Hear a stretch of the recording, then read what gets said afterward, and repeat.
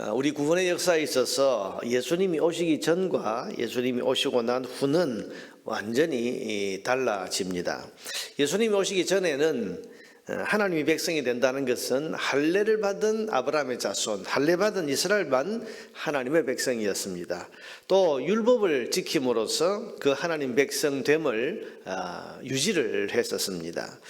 그런데 4장 4절에 있는 표현대로 때가 참에 하나님의 정하신 때가 되었을 때에 예수님이 오셔서는 이제 그 모든 것이 달라졌습니다. 육신의 할례가 하나님 백성이 되는 것이 아니라 예수 그리스도를 믿는 믿음을 고백하는 사람이 하나님 백성, 하나님의 자녀가 되고, 또 율법을 지킴으로써 하나님 백성됨을 유지하는 것이 아니라 예수 믿는 믿음으로 사는 것이 하나님 백성이라는 그런 증거가 되었습니다. 이렇게 구원의 역사는 예수님이 오시기 전과 후로 확실하게 구분이 되는 겁니다. 그런데 율법주의자들은, 이 갈라디아 교회에 와서 가르쳤던 율법주의자들은 왜 예수님이 오시기 전에 그렇게 중요하게 여겼던 할례와 율법, 그걸 다 버리냐, 그거 왜 지키지 않아도 된다고 하느냐. 오랫동안 우리가 지켜왔던 그 율법과 할례, 그것은 지금도 여전히 다 지켜야 되는 것이다. 여러분, 이 사람들이 예수님을 믿는 믿음을 부인한 게 아닙니다. 예수님을 믿어야 되지만 믿는 신자들은 율법, 할례, 수천 년 동안 하나님 백성됨을 유지시켜 왔고, 또 하나님의 백성이라는 표식으로 있던 이 할례와 율법, 이거 예수 믿은 이후에도 여전히 지켜야 된다. 그래야 우리가 하나님 자녀가 되고, 그래야 온전한 하나님의 자녀로서 살 수 있게 구원받는다, 그런 말이죠. 이렇게 갈라디아 교회에 가르쳤습니다. 여러분, 수천 년 동안 지켜오던 전통, 관습, 그걸 하루아침에 버리고 바뀐다는 것이 이게 쉽겠습니까? 그러니 한편으로는 이 사람들의 주장이 이해가 되기도 합니다. 그런데 바울 사도는 그런 인간적인 생각으로는 그런 전통과 관습을 지금도 지켜야 된다, 그거 이해할 수는 있지만은, 그러나 인간적인 생각에서 벗어나서 복음의 참된 진리를 우리는 분명히 알아야 된다, 그러면서 지금 갈라디아 교회에 가르치고 있는 겁니다. 그러면서 오늘 본문에는 세 가지를 이야기를 합니다. 먼저 율법이라고 하는 것은 예수님이 오시기 전까지 도움을 주었던 초등교사 역할이었다, 그렇게 말했습니다. 이게 어제 본문이었는데, 여러분 25절, 오늘 보면 바로 앞에 25절을 보세요. 믿음이 온 후로는 우리가 초등교사 아래에 있지 아니하도다. 예전에는 우리가 이 초등교사라는 것은 어제 우리가 들었습니다만은, 이 그리스 사람들이 자기 집 아이들을 정식 학교에 입학시키기 전에 집에서 똑똑한 노예들이 있잖아요. 그 똑똑한 노예들을 초등교사라고 부르면서 그 아이들을 집에서 가르쳤습니다.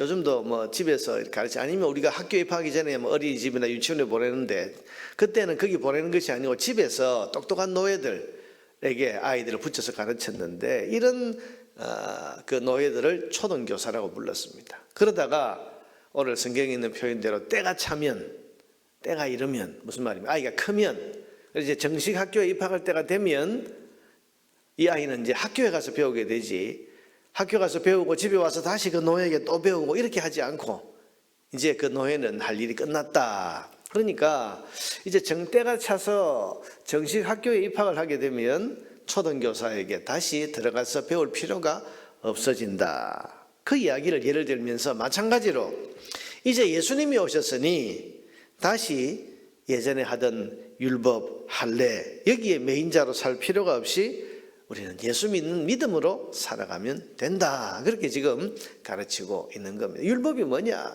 초등교사처럼 예수님 오시기 전에 우리를 하나님을 알게 하고 죄가 뭔지를 깨닫게 하고, 그러면서 참 우리를 구원하실 분이 오실 건데 하는 것을 가르치는, 그걸 깨닫게 하는 그런 초등교사 역할을 했었는데, 이제 예수님 오셨으니 다시 돌아가서 그 율법, 초등교사 같은 율법에 우리가 다시 배울 필요가 없다, 그러는 겁니다.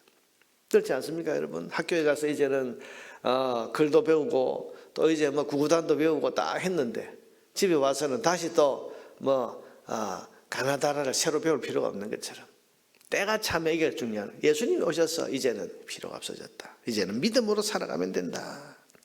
둘째로 말하는 것이 뭡니까? 유대인들에게 필수적이라고 여겨졌던 할례 대신에 그리스도인은 예수님 이름으로 받는 세례가 있고, 그 세례는 유대인뿐 아니라 헬라인이나 로마인이나 남자나 여자나 주인이나 종이나 할 것 없이 모든 사람들을 하나님의 백성이 되게 하는 표가 된다. 그렇게 말합니다. 3장 27절 28절에 보니까 누구든지 그리스도와 합하기 위하여 세례를 받은 자는, 여러분 이건 할례와 비교해서 말하는 겁니다. 할례는 아브라함의 자손 유대인들에게 행해졌는 건데, 세례는 누구든지 그리스도와 내가 합하기를 원하는 사람이 있다면 누구든지 세례를 받을 수 있는데, 그래서 그리스도인은 그리스도로 옷을 입었다 그러면서 28절에 너희는 유대인이나 헬라인이나 종이나 자유인이나 남자나 여자나 다 그리스도 예수 안에서 하나이니라. 그리스도 안에서 하나란 말이 뭡니까? 어떤 차별, 어떤 구별 없이 누구든지 세례를 받아 예수님 믿고 신앙을 고백하고 세례를 받으면 다 어떤 차별 없이 하나님의 자녀가 다 된다. 그 이야기를 하고 있는 겁니다. 여러분 이제 예수님 이름으로 세례를 받으면 누구든지 하나님의 자녀가 되는 시대가 됐고, 이제는 누구든지 아브라함의 그 자손, 아브라함의 유업을 이어받는 자가 누구든지 될 수 있기 때문에 다시 과거로 유대인들에게 요구하던 할례를 받을 필요가 없어지게 된 것입니다. 그것을 지금 바울은 강조하고 있습니다. 그래서 다시 할례를 우리는 받을 필요가 없다. 이제 세례를 통해서 누구든지 하나님 자녀가 되게 돼 있는데 할례로 다시 돌아갈 이유가 뭐 있냐? 받을 필요가 없다. 세 번째로 4장 6절에 보면 너희가 아들임으로 하나님이 그 아들의 영을 우리 마음 가운데 보내사, 성령을 우리에게 보내사 아빠, 아버지라 부르게 하셨느니라. 이 아빠라는 말은 아이들이 가장 친근하게, 그냥 형식적으로 부르는 게 아니고 뭐 아버님 이렇게 부르는 게 아니고 애들이 가장 친근하게 아빠. 무슨 말입니까? 이렇게 부를 수 있다는 건 이건 아들이 아니면, 딸이 아니면, 자녀가 아니면 이렇게 부를 수 없는 거예요.